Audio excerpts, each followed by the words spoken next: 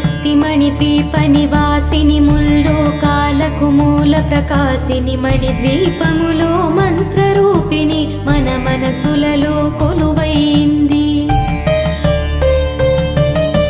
సుగంధ పుష్పాలెన్నో వేలు అనంత సుందర సువర్ణ పూలు అచంచలంబగు మనోసుఖాలు మణిద్వీపానికి మహానిధులు. లక్షల లక్షల లావణ్యాలు అక్షర లక్షల వాక్ సంపదలు లక్షల లక్షల లక్ష్మీపతులు మణిద్వీపానికి మహానిధులు. పారిజాతవన సౌగంధాలు సురాధినాథుల సత్సంగాలు గంధర్వాదుల గాన స్వరాలు మణిద్వీపానికి మహానిధులు. భువనేశ్వరీ సంకల్పమే జనించే మణిద్వీపం దేవదేవుల నివాసము అది ఏ కైవల్యము. పద్మరాగములు సువర్ణమణులు 10 ఆమడల పొడుగున గలవు మధుర మధురమగు చందన సుధలు మణిద్వీపానికి మహానిధులు. 64 కళామతల్లులు వరాలను సగే 16 శక్తులు పరివారముతో పంచబ్రహ్మలు మణిద్వీపానికి మహానిధులు. అష్టసిద్ధులు నవనవనిధులు అష్టదిక్కులు దిక్పాలకులు సృష్టికర్తలు సురలోకాలు మణిద్వీపానికి మహానిధులు. కోటి సూర్యులు ప్రపంచ కాంతులు కోటి చంద్రుల చల్లని వెలుగులు కోటి తారకల వెలుగు జిలుగులు మణిద్వీపానికి మహానిధులు. కంచు గోడల ప్రాకారాలు రాగి గోడల చతురస్రాలు ఏడామడల రత్నరాసులు మణిద్వీపానికి మహానిధులు. పంచామృతమయ సరోవరాలు పంచలోహమయ ప్రాకారాలు ప్రపంచమేలే ప్రజాధిపతులు మణిద్వీపానికి మహానిధులు. ఇంద్రనీలమణి ఆభరణాలు వజ్రపు కోటలు వైడూర్యాలు పుష్యరాగమణి ప్రాకారాలు మణిద్వీపానికి మహానిధులు. సప్తకోటి ఘన మంత్ర విద్యలు సర్వశుభప్రద ఇచ్ఛాశక్తులు శ్రీ గాయత్రి జ్ఞాన శక్తులు మణిద్వీపానికి మహానిధులు. భువనేశ్వరీ సంకల్పమే జనించే మణిద్వీపం దేవదేవుల నివాసము అది ఏ కైవల్యము. మిలమిలలాడే ముత్యపురాసులు తళతళలాడే చంద్రకాంతములు విద్యుల్లతలు మరగతమణులు మణిద్వీపానికి మహానిధులు. కుబేర ఇంద్ర వరుణ దేవులు శుభాలను సగే అగ్నివాయువులు భూమి గణపతి పరివారములు మణిద్వీపానికి మహానిధులు. భక్తి జ్ఞాన వైరాగ్య సిద్ధులు పంచభూతములు పంచశక్తులు సప్త ఋషులు నవగ్రహాలు మణిద్వీపానికి మహానిధులు. కస్తూరి మల్లిక కుందవనాలు సూర్యకాంతి శిల మహాగ్రహాలు 6 ఋతువులు చతుర్వేదాలు మణిద్వీపానికి మహానిధులు.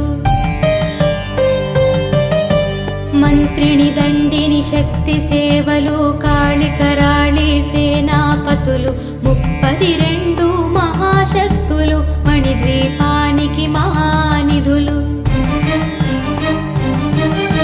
సువర్ణ రజిత సుందర గిరులు అనంతదేవి పరిచారికలు గోమేధికమణి నిర్మిత గుహలు మణిద్వీపానికి మహానిధులు. సప్త సముద్రములనంత నిధులు యక్ష కిన్నెర కింపురుషాదులు నానా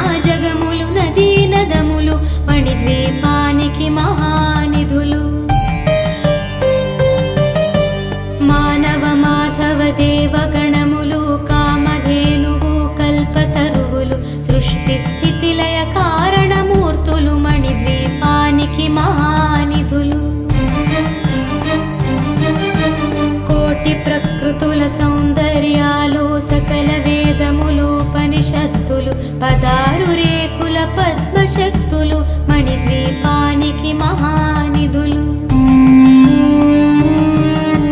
దివ్య ఫలముల దివ్యాస్త్రములు దివ్య పురుషులు ధీరమాతలు దివ్య జగములు దివ్య శక్తులు మణిద్వీపానికి మహానిధులు.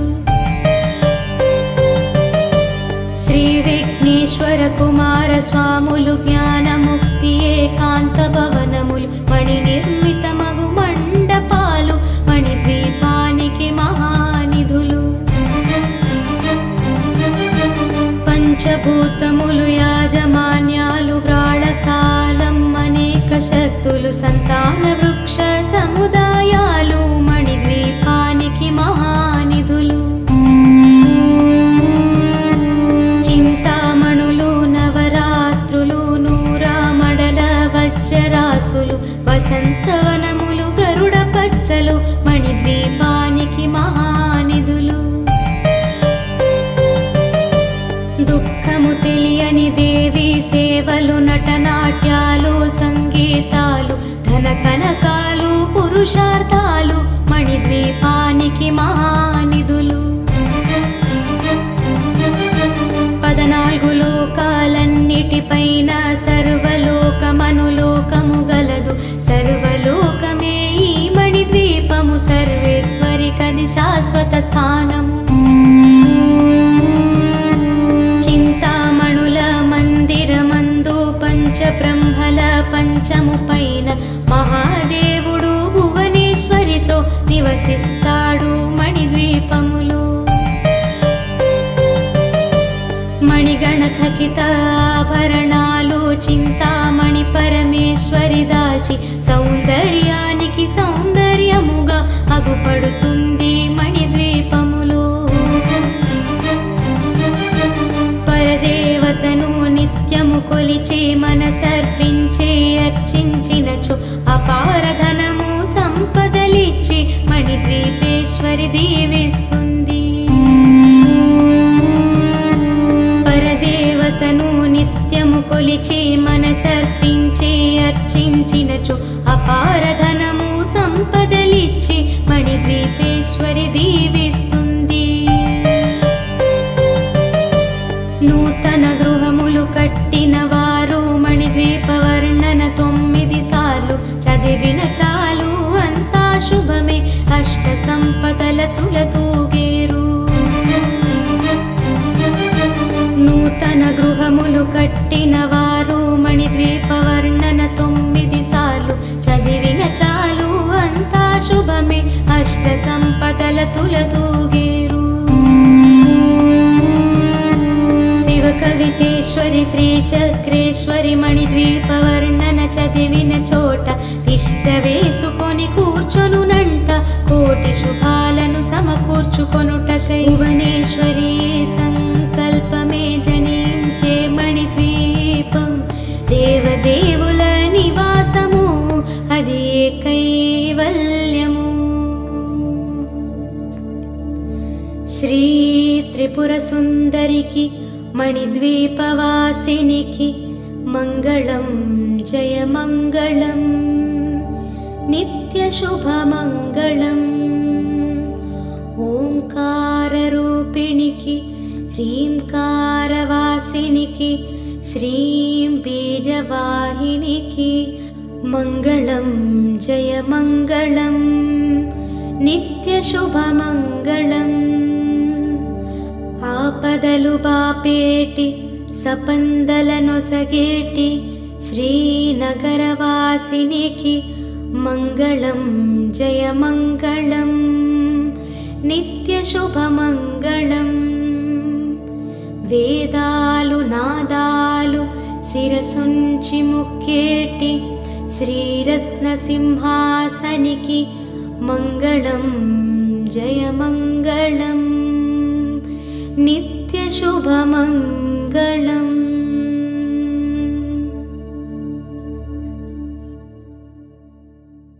ఓం శ్రీ స్వర్ణకవచాలంకృత దుర్గాదేవ్యే నమః. ఓం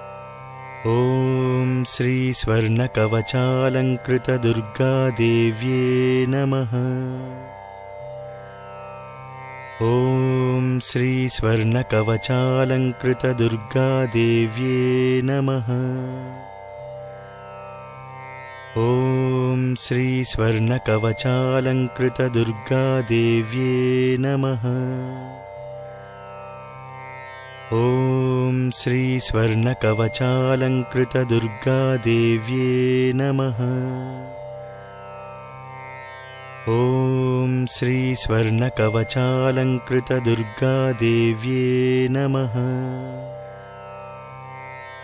ॐ श्री स्वर्णकवचालङ्कृतदुर्गादेव्ये नमः। ॐ श्री स्वर्णकवचालङ्कृतदुर्गादेव्ये नमः। ॐ श्री स्वर्णकवचालङ्कृतदुर्गादेव्ये नमः। ॐ श्री स्वर्णकवचालङ्कृतदुर्गादेव्ये नमः। ॐ श्री स्वर्णकवचालङ्कृतदुर्गादेव्ये नमः। ॐ श्री स्वर्णकवचालङ्कृतदुर्गादेव्ये नमः। ॐ श्री स्वर्णकवचालङ्कृतदुर्गादेव्ये नमः। ॐ श्री स्वर्णकवचालङ्कृतदुर्गादेव्ये नमः। ॐ श्री स्वर्णकवचालङ्कृतदुर्गादेव्ये नमः। ॐ श्री स्वर्णकवचालङ्कृतदुर्गादेव्ये नमः। ॐ श्री स्वर्णकवचालङ्कृतदुर्गादेव्ये नमः। ॐ श्री स्वर्णकवचालङ्कृतदुर्गादेव्ये नमः। ॐ श्री स्वर्णकवचालङ्कृतदुर्गादेव्ये नमः। ॐ श्री स्वर्णकवचालङ्कृतदुर्गादेव्ये नमः। ॐ श्री स्वर्णकवचालङ्कृतदुर्गादेव्ये नमः। ॐ श्री स्वर्णकवचालङ्कृतदुर्गादेव्ये नमः। ॐ श्री स्वर्णकवचालङ्कृतदुर्गादेव्ये नमः। ॐ श्री स्वर्णकवचालङ्कृतदुर्गादेव्ये नमः। ॐ श्री स्वर्णकवचालङ्कृतदुर्गादेव्ये नमः। ॐ श्री स्वर्णकवचालङ्कृतदुर्गादेव्ये नमः। ॐ श्री स्वर्णकवचालङ्कृतदुर्गादेव्ये नमः। ॐ श्री स्वर्णकवचालङ्कृतदुर्गादेव्ये नमः। ॐ श्री स्वर्णकवचालङ्कृतदुर्गादेव्ये नमः। ॐ श्री स्वर्णकवचालङ्कृतदुर्गादेव्ये नमः। ॐ श्री स्वर्णकवचालङ्कृतदुर्गादेव्ये नमः। ॐ श्री स्वर्णकवचालङ्कृतदुर्गादेव्ये नमः। ॐ श्री स्वर्णकवचालङ्कृतदुर्गादेव्ये नमः। ॐ श्री स्वर्णकवचालङ्कृतदुर्गादेव्ये नमः। ॐ श्री स्वर्णकवचालङ्कृतदुर्गादेव्ये नमः। ॐ श्री स्वर्णकवचालङ्कृतदुर्गादेव्ये नमः। ॐ श्री स्वर्णकवचालङ्कृतदुर्गादेव्ये नमः। ॐ श्री स्वर्णकवचालङ्कृतदुर्गादेव्ये नमः। ॐ श्री स्वर्णकवचालङ्कृतदुर्गादेव्ये नमः। ॐ श्री स्वर्णकवचालङ्कृतदुर्गादेव्ये नमः। ॐ श्री स्वर्णकवचालङ्कृतदुर्गादेव्ये नमः। ॐ श्री स्वर्णकवचालङ्कृतदुर्गादेव्ये नमः। ॐ श्री स्वर्णकवचालङ्कृतदुर्गादेव्ये नमः। ॐ श्री स्वर्णकवचालङ्कृतदुर्गादेव्ये नमः। ॐ श्री स्वर्णकवचालङ्कृतदुर्गादेव्ये नमः। ॐ श्री स्वर्णकवचालङ्कृतदुर्गादेव्ये नमः। ॐ श्री स्वर्णकवचालङ्कृतदुर्गादेव्ये नमः। ॐ श्री स्वर्णकवचालङ्कृतदुर्गादेव्ये नमः। ॐ श्री स्वर्णकवचालङ्कृतदुर्गादेव्ये नमः। ॐ श्री स्वर्णकवचालङ्कृतदुर्गादेव्ये नमः। ॐ श्री स्वर्णकवचालङ्कृतदुर्गादेव्ये नमः। ॐ श्री स्वर्णकवचालङ्कृतदुर्गादेव्ये नमः। ॐ श्री स्वर्णकवचालङ्कृतदुर्गादेव्ये नमः। ॐ श्री स्वर्णकवचालङ्कृतदुर्गादेव्ये नमः। ॐ श्री स्वर्णकवचालङ्कृतदुर्गादेव्ये नमः। ॐ श्री स्वर्णकवचालङ्कृतदुर्गादेव्ये नमः। ॐ श्री स्वर्णकवचालङ्कृतदुर्गादेव्ये नमः। ॐ श्री स्वर्णकवचालङ्कृतदुर्गादेव्ये नमः। ॐ श्री स्वर्णकवचालङ्कृतदुर्गादेव्ये नमः।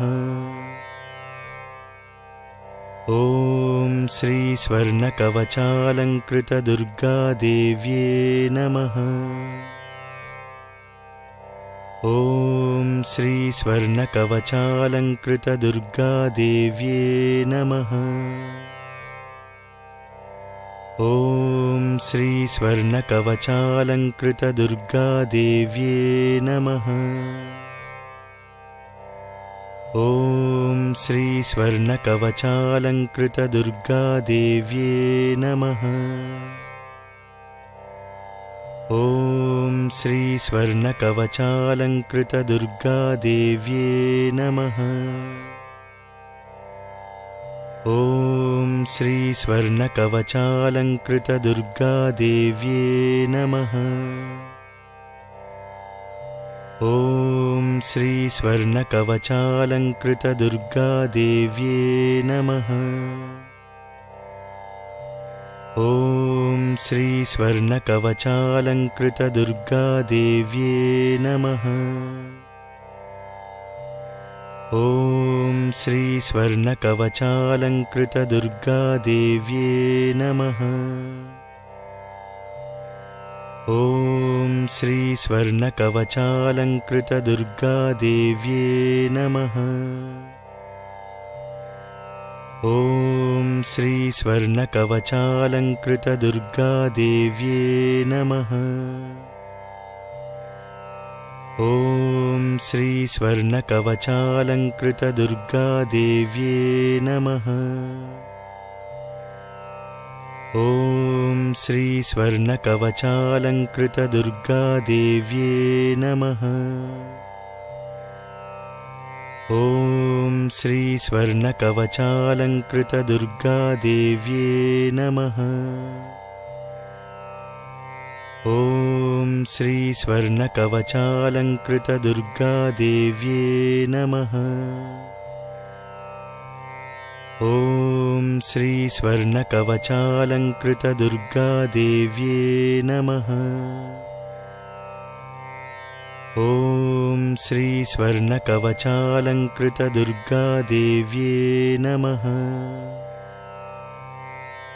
ॐ श्री स्वर्णकवचालङ्कृतदुर्गादेव्ये नमः। ॐ श्री स्वर्णकवचालङ्कृतदुर्गादेव्ये नमः।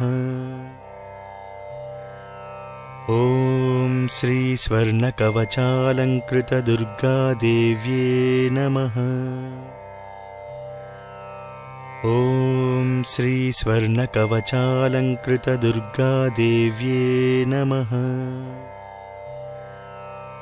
ॐ श्री स्वर्णकवचालङ्कृतदुर्गादेव्ये नमः। ॐ श्री स्वर्णकवचालङ्कृतदुर्गादेव्ये नमः। ॐ श्री स्वर्णकवचालङ्कृतदुर्गादेव्ये नमः। ॐ श्री स्वर्णकवचालङ्कृतदुर्गादेव्ये नमः। ॐ श्री स्वर्णकवचालङ्कृतदुर्गादेव्ये नमः। ॐ श्री स्वर्णकवचालङ्कृतदुर्गादेव्ये नमः।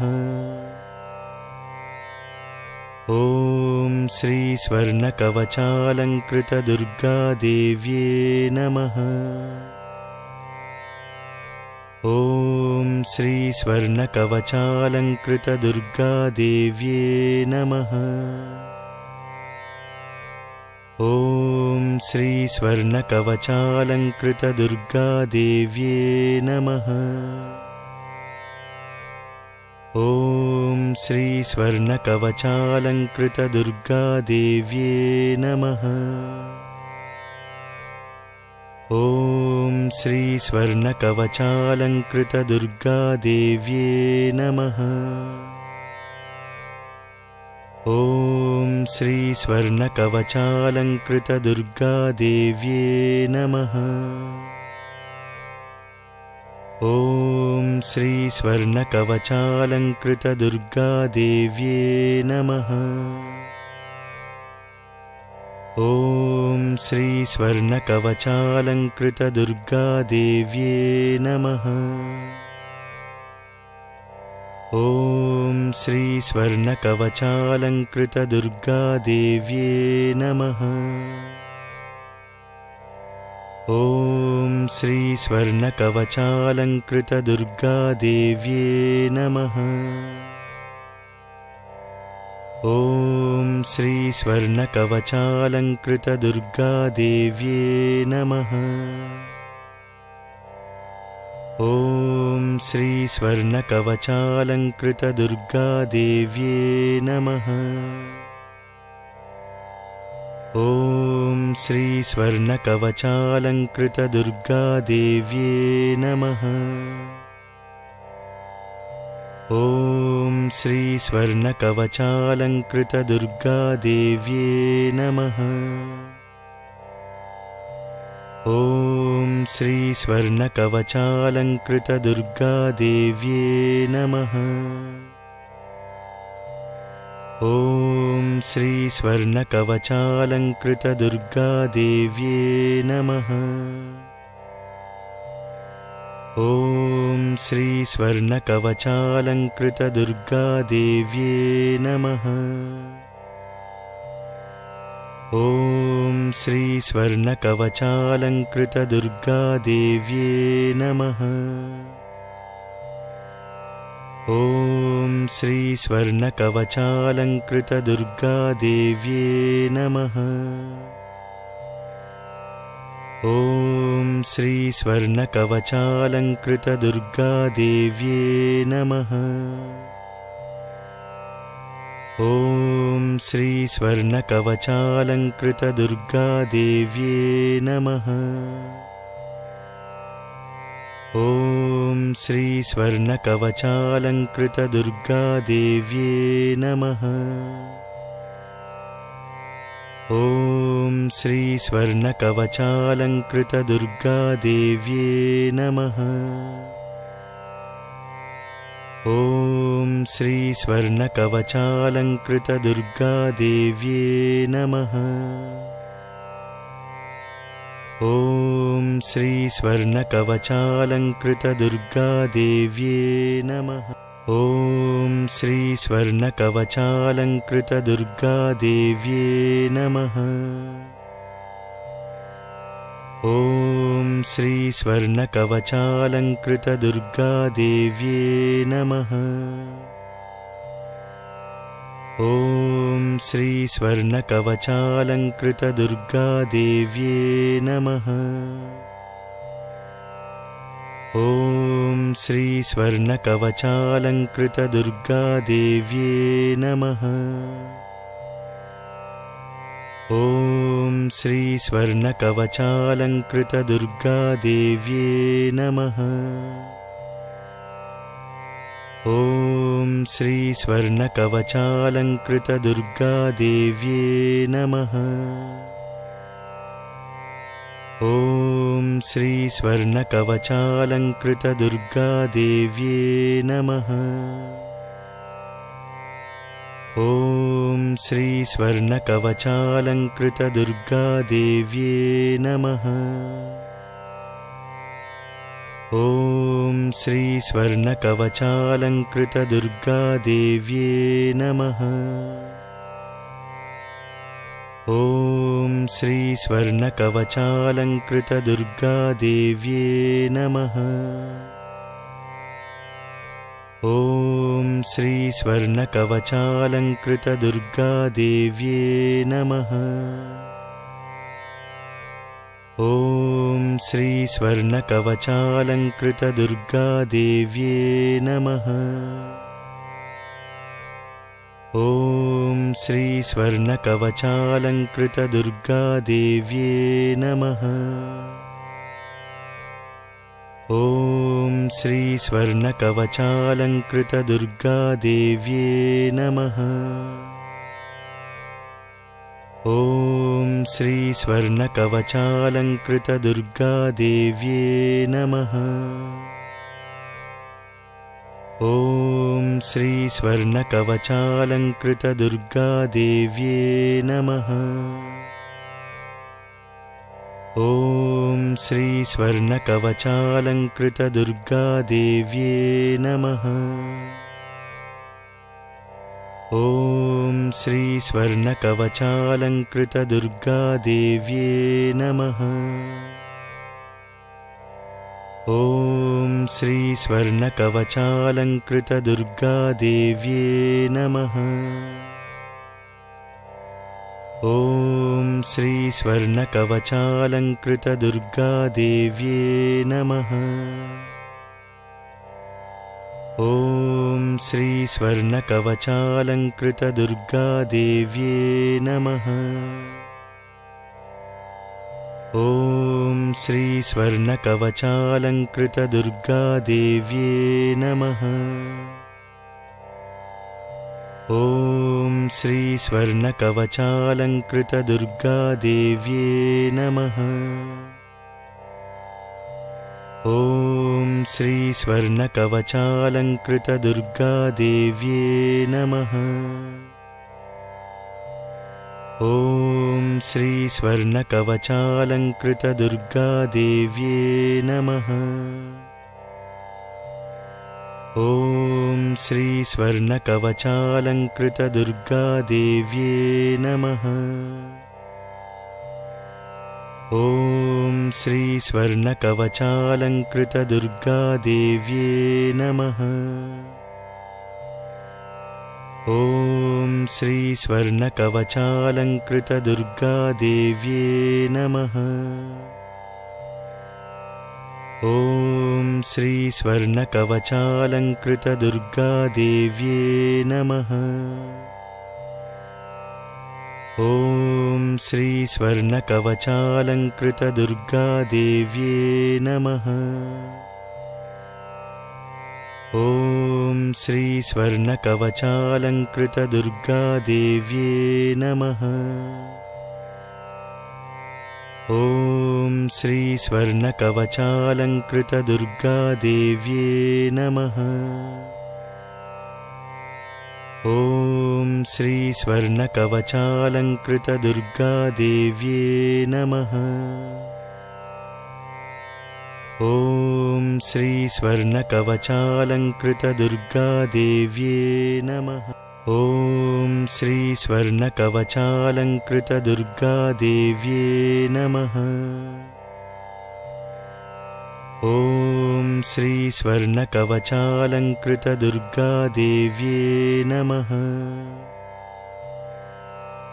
ॐ श्री स्वर्णकवचालङ्कृतदुर्गादेव्ये नमः।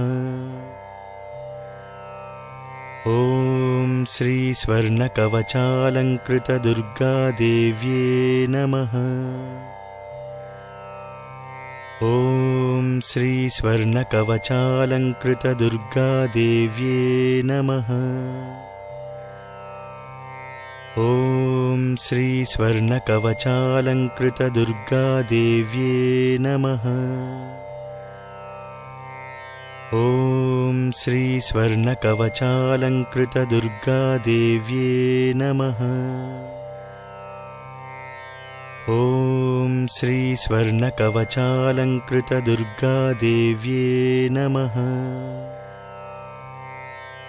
ॐ श्री स्वर्णकवचालङ्कृतदुर्गादेव्ये नमः।